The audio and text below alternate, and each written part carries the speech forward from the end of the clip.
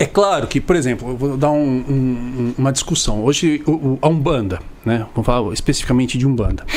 A Umbanda, ela é uma religião que, ela historicamente, a gente sabe que ela tornou-se mais popular a partir de 1908 lá com Zélio Moraes, mas ela não nasceu naquele momento. E aí, hoje, por conta de movimentos políticos, as pessoas querem tirar o envolvimento da Umbanda, que era muito vinculada ao catolicismo popular, né? Ela tinha elementos espíritas, ela tinha elementos indígenas, ela tinha movimentos, né, das religiões de matriz africana, mas ela era fortemente vinculada ao catolicismo popular. E aí, nos últimos 15, 20 anos, eles querem uma reafricanização da Umbanda. Não estou nem falando de candomblé, tudo bem?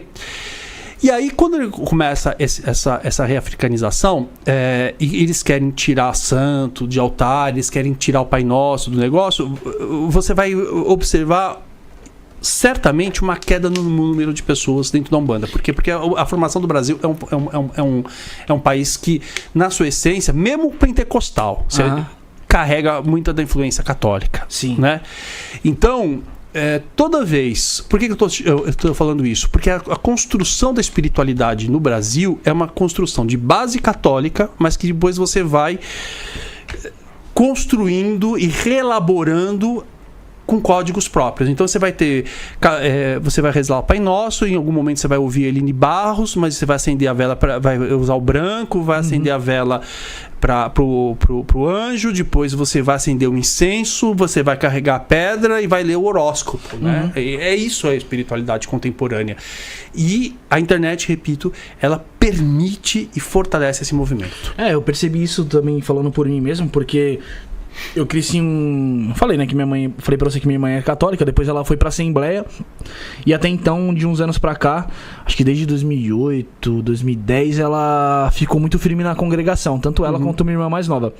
E elas têm as crenças dela, me respeita, como eu respeito elas. E meu pai era católico. Então eu cresci numa família que, tipo, eu tinha ensinamentos ali, querendo ou não, cristãos. E eu sempre... Até o meio que eu convivia, de amigos... E eu sempre via muito usar de uma forma pejorativa. Macumba é ruim. Havia um trabalho de macumba, não, que daí é pro mal. Ou quando falava Zé Pilintra, então, nossa, tipo, meu Deus, Zé Pilintra é uma coisa ruim. E com uma certa idade você vai criando seus pensamentos, você vai criando sua personalidade. E eu vi que tanto pra mim não fazia sentido eu frequentar a igreja evangélica, como também eu já não me sentia mais parte do catolicismo, porque eu fui adquirindo conhecimentos, vieram até mim, tipo, eu não fui atrás, mas eu fui vendo, conforme você falou, na internet hoje em dia você abre o TikTok, tem alguém jogando um tarô, ou tem alguém falando, sobre Crowley, que seja, ou falando sobre Umbanda, ou falando sobre Quimbanda, e acaba te prendendo, e você acaba tirando ensinamentos dali que vai fazer sentido. E a partir do momento que um ensinamento vai de Quimbanda ali, ou alguém que vem aqui e fala algo que faz sentido pra mim, eu já vejo que eu já não me sinto mais tão pertencente ao catolicismo, porque eles não vão aceitar. Lógico. Eles aceitam as crenças deles ali, pronto, acabou. Você tem que se aceitar, você tem que se adequar ali. E cai nisso que você falou, tá muito universalista, né? Tipo, estão criando as pessoas estão criando a sua própria personalidade, seu próprio... vou fazer um ritual aqui em casa e pronto, já era. Não preciso ir até lá na igreja, não preciso frequentar um terreiro ou algo do tipo. Pode falar, Bárbara. Deixa eu te fazer uma pergunta como cientista da religião. Você acredita que falta... O que falta para que todas as religiões aqui na Terra conversem, dialoguem? Porque sempre vai ter esses tipos de problemática, seja a igreja evangélica com as religiões de matriz africana, o judaísmo com o islamismo. Então, o que falta para que as religiões conversem e dialoguem de uma forma harmônica para essas novas formas do futuro de religiões? Surgiu um movimento, né, no passado, o ecumenismo. As pessoas não entenderam o que era ecumenismo. As pessoas achavam que o ecumenismo era todo mundo junto, misturado. Não, o ecumenismo era você criar pontes do que as religiões tinham em comum, né? religião no passado, primeiro, né? Eu, enquanto cientista da religião, tenho que dizer que religião, respeito a visão do fiel de que as religiões foram reveladas, mas eu entendo, enquanto cientista da religião, que toda religião ela é construída dentro de um movimento, de um momento histórico, dentro de uma região, né? Então, por exemplo, se você nasce dentro do... Tem até uma teoria que é discutida, mas tem um francês que falava o seguinte: olha, é lógico que no meio do deserto da Palestina você vai ter um Deus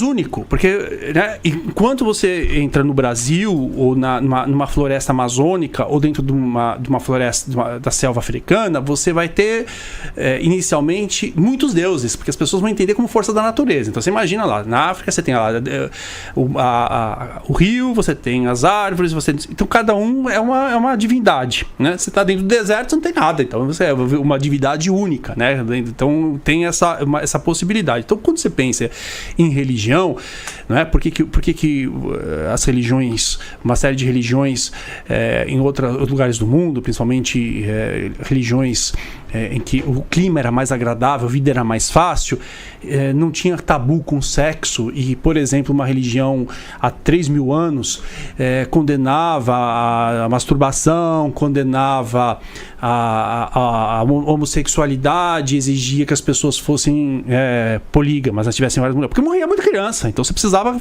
botar, de cada 10 sobrava um, né? Uhum. Então, o que eu quero dizer com isso? Que as religiões, elas nascem em determinados lugares como forma de dar sentido, mas também as proibições, né? Por isso que hoje você pegar uma proibição de Bíblia de 3.000 anos atrás não faz sentido no mundo contemporâneo, né? Você precisa discutir sobre isso. Então, religião era a expressão de um povo, expressão de uma época, expressão de um lugar geográfico. Então, era a maneira que o sujeito tinha de resolver problema. Né? Não podia comer carne de porco por uma razão, porque era muito mais possibilidade, né, de doença, qualquer coisa nesse sentido. Então, quando você busca um fundamentalismo religioso, ou seja, você traz a realidade de uma época e de um povo e tenta buscar o diálogo, a religião de um outro povo, de uma outra época, não vai dar liga, porque cada um vai, né? A menos que você consiga fazer o que hoje muitos pastores ou religiosos eles fazem, entender que muitos conceitos de uma religião, muitas normas faziam sentido naquela época, mas as religiões se transformam, né? Então, na medida que você entende isso, aí você possibilita o diálogo, mas quanto mais fundamentalista uma religião, fica inviável.